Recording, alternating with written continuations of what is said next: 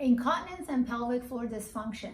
That's the subject of this video. Hi, I'm Dr. Shakib from Core Pelvic Floor Therapy right here in Irvine, California.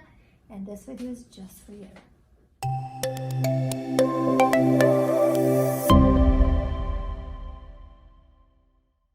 All right, so one of the things that people think about when it's has to do with pelvic floor dysfunction is incontinence. In fact, majority of people think if they have incontinence, that's why they have pelvic floor dysfunction and they need to do something about their pelvic floor muscles.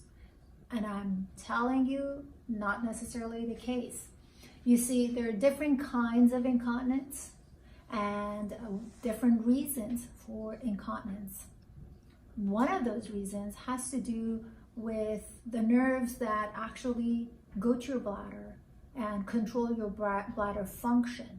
So you may have, let's say, disc herniation or stenosis of the area where the nerve exits the spine to go to the bladder, or to control the sphincter that has to contract or close all the way and let go when it's time to urinate or defecate. There are different kinds of incontinence. It's always not necessarily always urinary incontinence. So I want to bring to your attention that just because you have incontinence doesn't mean you have pelvic floor dysfunction, and just because you do not have incontinence does not mean you do not have pelvic floor dysfunction.